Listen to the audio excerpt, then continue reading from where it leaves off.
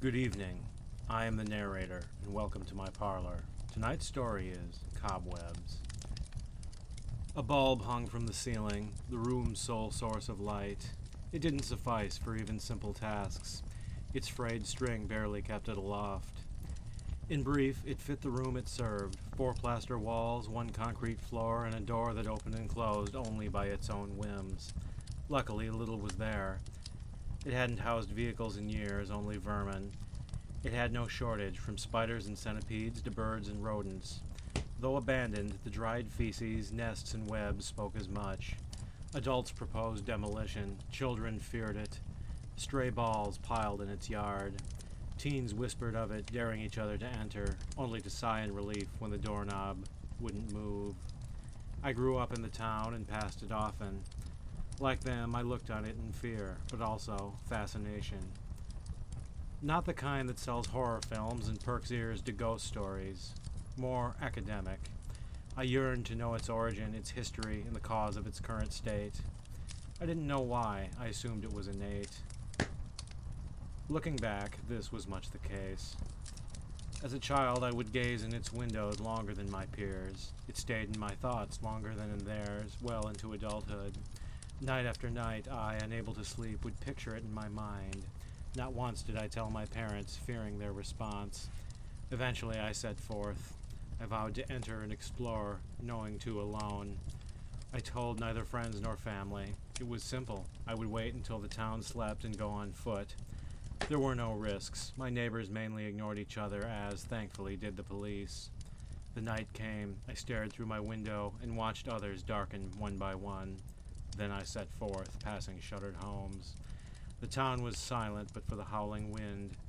In my mind, I saw myself as a stranger and imagined their reactions. Soon I reached my destination and stood at the foot of its driveway. Its features were plainly visible, its windows staring like eyes. Maybe, I thought, my fascination's not innate. Maybe it was beamed into me. Maybe I was called here. Whatever. I walked forth to the side door, withdrew my safety pin, and bent it just so. Creak. The door opened with hesitation. Surprising, as I'd no experience using one. I closed it and stepped in. My eyes adjusted quickly to the darkness. I first noticed its smell. How could I not? Luckily, my nose adjusted as quickly. I groped blindly until I felt the frayed end of the string. Click.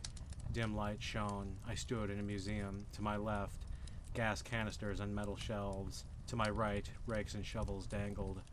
On the floor, a coiled hose and lawnmower. The wood was chipped, the metal was rusted. Dust enveloped everything.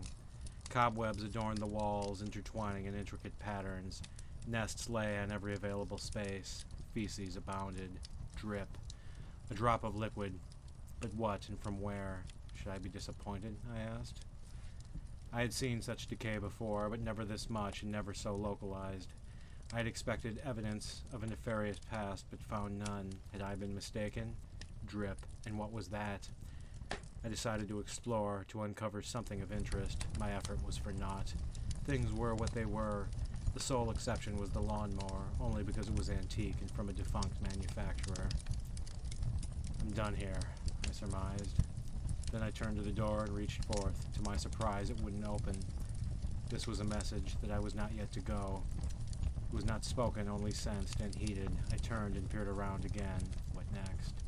A scuffle in a corner. What was that? I asked, startled. I listened intently as it continued, time to the drip. Objects began to swell and vibrate. It began subtly, hardly noticeable to the naked eye. Gradually it intensified. Nests, webs, and tools pulsed like living organisms.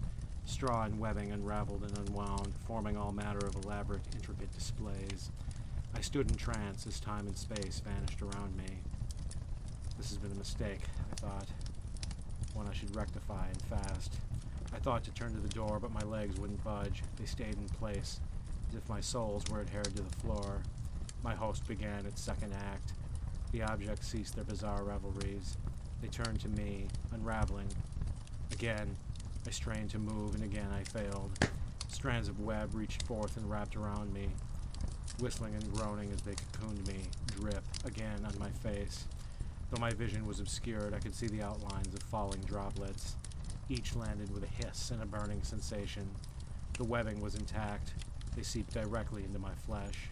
I couldn't move, couldn't speak, only feel my flesh dissolve inch by inch, then my internal organs. My eyes so I couldn't see, my ears so I couldn't hear, my body a liquid putrescence. Yet my mind was intact, not within a brain, but my thoughts, my perceptions, floating in the air.